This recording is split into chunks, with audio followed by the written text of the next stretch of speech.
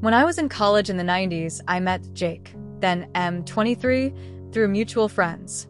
He had already graduated and was planning to move to the opposite side of the United States for grad school, and I had already been making plans to move with friends only a 90-minute drive away from where he was moving to. We had so much in common, fell in love, and it really seemed like fate, both planning to move 3,000 miles and landing so close together. He had 2 sisters and a younger brother who were all awesome people, and I became instant friends with them as well. Because he was in school and I was working, I would usually go to him to hang out on weekends. He was renting a house with 2 roommates, also in his program. We were young, so money was tight, but we had fun, went for taco dates, and spent a lot of time at his house where he was breeding and selling small animals. Jake was an animal sciences PhD student, so being around animals was normal, and I loved it. I met and became friends with his advisor's wife, Mary F. mid-50s, who worked in administration at the university. She is a lovely woman, and I would often have lunch with her when I went over on weekends. Jake was a teaching assistant TA, and I met other people in the program and made friends with them faster than he did. After about 2 years of dating, I was at the house one day, laying in bed together, in a state of some undress, and he said out of the blue, he was concerned I'd been gaining weight, and it made it harder for him to be attracted to me. No concern about my health, it was all about him finding me unattractive. I sat up and said, well, then maybe you should make sure there is better food for me to eat than crackers and cheese when I come up on weekends. Even at 23, I didn't take that kind of BS. I had gained maybe 10 pounds since meeting him 2 years earlier and still wore the same size clothes, about a US size 6 to 8. I wasn't going to engage in a fight about it after all. It was his problem, not mine, so I asked him calmly, so what is your solution to this? He stared at me blankly and said, well, I guess that you should try to lose weight, and I said, nah, I'm not going to do that, so what are you going to do about it? He said, well, I guess nothing, I wanted to let you know how I feel, and I said, cool, thank you, put my clothes back on, went to sleep and drove home the next day as usual. We keep dating, and about 3 months later he called me and said he wanted to break up after close to 3 years. The reason, and I quote, you don't know enough about science. He felt like he couldn't have a conversation with me about his work where he didn't have to use common names for animals instead of scientific ones. I said, well, that's bullshit. What's the real reason? He said it was the real reason. He came to see me a month later to return something of mine, and I confronted him, demanding the real reason. He finally admitted he had been seeing one of his undergrad students, let's call her Meg, a 19-year-old. He was then 26 and her teacher. I screamed at him to leave. My roommate threatened to throw him off our second-floor balcony if he didn't go, and he left. It hit me all at once after he walked out, and I went from rage to stunned laughter. I'd met Meg a few times, and at one point, she was at his house for a barbecue and spilled something all over her pants. Jake asked me if I could loan her some sweats. I couldn't because I was a size 8 and she was a size 18. Nothing wrong with that at all, but the point is I realized he made those comments about my weight to try and get me to break up with him because he was a coward. He clearly liked a big gal. Although when he'd said those things to me about my weight, it was 1 a.m. I lived about 95 miles away and we had just had sex, so I don't know how he thought this would go. Even in hindsight, it perplexes me. Did he think I was going to break up with him and storm off into the night and drive for an hour and a half? Anyway, I emailed his roommates. It was the early 2000s. It's how you communicated anything you didn't want to say on the phone. I wanted to let them know we'd broken up and that they were always lovely to me and thanked them for being friends. They both admitted they knew about Meg and were the ones to demand that Jake tell me, or they would. That's when he broke up with me with the lame, you don't understand science excuse. One of his roommate, a super nice, super cute guy named George, offered to help me get a few things still at their house that he had collected for me away from around the house. He suggested I come up for the weekend, we go out and drink and have a good time, all the things Jake didn't want to waste money on, and I said sure. So I went up and George let me into the house while Jake was gone. I took photos of all of his animals because while I might not be a PhD student, I paid attention and I knew he had an endangered species in his care. He wasn't breeding it. It was an unreleasable animal he had taken in from a rescue organization. There was paperwork he had to submit with a $25 fee, and he refused to do it, saying he didn't want the government in his business. I took photos of that animal, all his breeding conditions, and a photo of an animal not allowed in the state, which was in a tank, right next to a window and visible from outside. I then went out for a night on the town with George. We stumbled in early, around midnight, so Jake and Meg, who were watching TV, would see me in a short dress, drunk, and George practically carrying me. I spent the night in George's room. He was a total gentleman, but made sure to leave the room and parade past them in his boxers a few times, and we giggled and moaned loudly so they could hear us. When I went to leave the next morning, Jake said I didn't have to act like a whore in front of him, as I ate a donut slowly in my rumpled dress with messy hair, while George beamed at me and then planted a kiss on my head.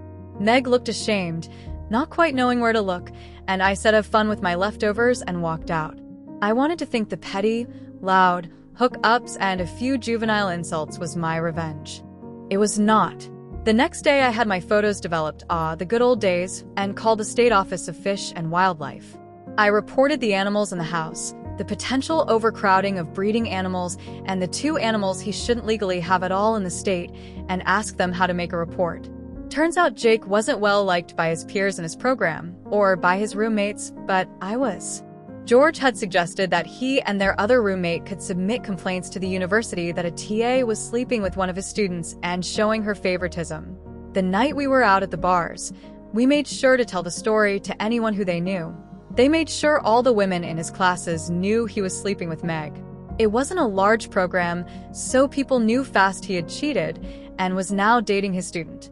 George and the other roommate made sure people knew they had put in complaints, sick of Jake's entitled BS. With my full statement made and photos sent to the state wildlife officials, I called my friend Mary, Jake's advisor's wife. She knew about the breakup and lame reason, and I let her know he admitted he was sleeping with a student. I'd been emailing with him, and he admitted to it in writing, so I sent that to Mary. To say she was not happy about that was an understatement. She said she made sure it would be investigated and told her husband, Jake's direct advisor, while I was on the phone with her. Speaking of investigations, a few weeks later George called me, giddy, to say state fish and wildlife officials were there, confiscating animals. He told them he would be happy to tell them whatever they needed to know. Meg was there when it happened and told the officials, as far as she knew, all the animals belonged to her boyfriend Jake, and that they were all legal. That put George and the other roommate in the clear. One animal was kept in the backyard, so it was implied to Jake that a neighbor reported it. While they were there to investigate, they knew to look in the back window to see the far more problematic, illegal to have in the state under nearly any circumstances, animal. Since George was on the lease, he was able to let them in to investigate in the house. The animals were all in communal areas, and the officers stayed there for a few hours and returned with a warrant to take all the animals and enter Jake's room to investigate.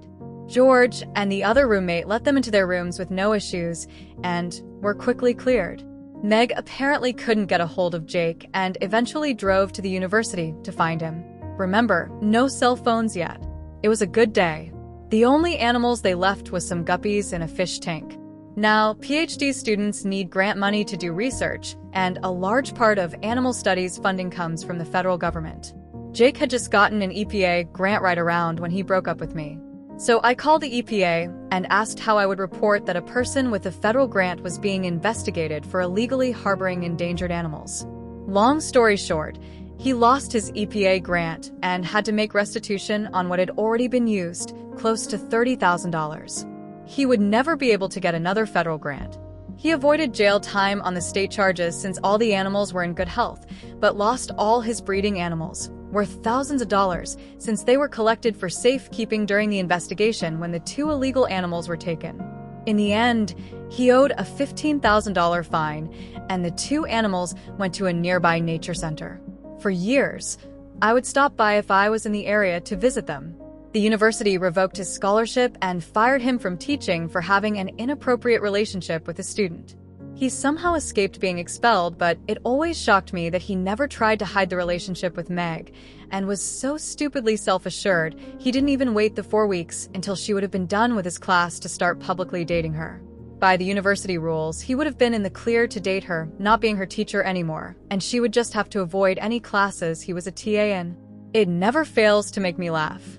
After a few months, I emailed his sisters and told them I missed them because Jake broke up with me after trying to call me fat and cheating on me, and I felt weird contacting them. The girls told me he told the family I broke up with him because of the distance. I forwarded them emails that Jake wrote after the breakup, talking about how he fell for Meg and he was sorry about it, but it was true. I couldn't keep up with him academically and it made him attracted to Meg. Jake managed to convince his dad to pay for one more year of school, so he could get a master's instead of a PhD, and while I stayed in contact with his sisters and brother via email and then social media, I largely let it all go. I got even, made some friends, Mary became like an Annie to me, and I went on with life.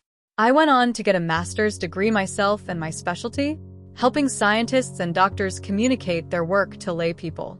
You know, us dummies who can't remember all the scientific names. I swear it happened by accident, not design, but I love it, and I work with everyone from small-town doctors and nurses to pharmaceutical companies to museums to state and federal governments to film and TV producers.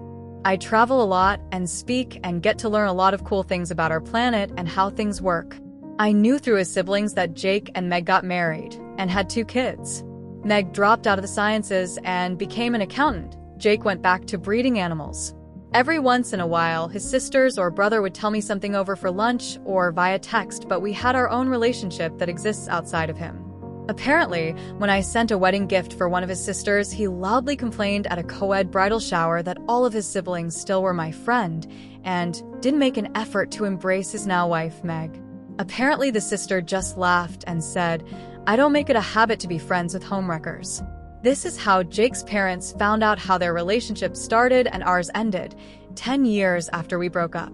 Jake never found out I was behind reporting him to the state, and in the end, I didn't lie about a single thing, except maybe exaggerating a drunken makeout session with George, who is now a successful and tenured professor with a lovely wife and daughters.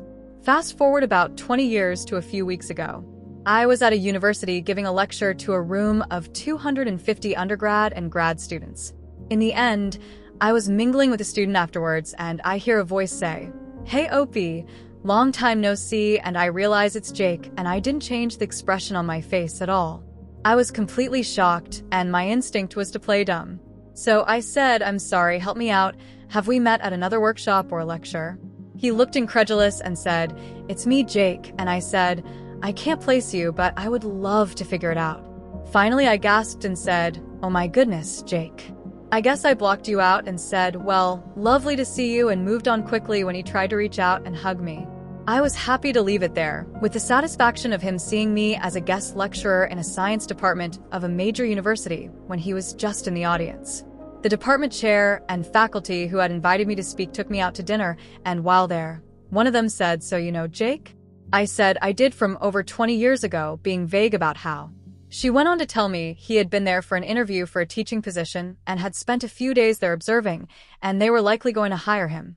I couldn't control it, I scoffed. When they all looked at me, I said, "I'm sorry. I'm just shocked he's teaching after what happened at University X."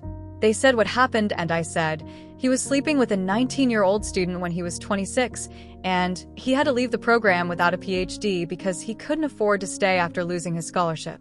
The 3 people I was with all looked at each other like they knew they had a problem and said, "Wow, we'll have to look into that," and change the subject. My old friend Mary, retired a year or 2 now but still friendly with her old collages, called me this weekend to say a friend at the university let her know someone had called doing a background check about Jake, and they pulled his file, which included being fired, leaving the program with a lower degree, and the complaint letters from over 20 years ago about his conduct. Mary's name had been on it with her husband listed as the faculty advisor, so she thought she'd like to know. As a bonus, it had a copy of his arrest record for the illegal animals. I guess his dad had paid for a decent lawyer to get the record expunged after the charges were reduced, and he paid the fines, so it doesn't show up on a standard background check. I don't think he's going to get that job. So I will return to my life, content that the universe comes through sometimes, especially if you give it a little nudge now and then. The best revenge is when you don't have to do anything wrong, you just have to help direct knowledge to the right places. If there is anything I can impart to any young women and men reading this, as I shimmy happily into my now size 10 pants, it's that if someone who is supposed to love you complains about your weight or looks, that is their problem to fix mentally. not yours, and maybe it's time to check out what they're doing behind her back or simply move on. Remember though, it is their flaw, not yours. If Jake hadn't been a coward and tried to make me break up with him and just ended things with me in a mature way, I might not have found out about Meg and turned his own wickedness back on himself.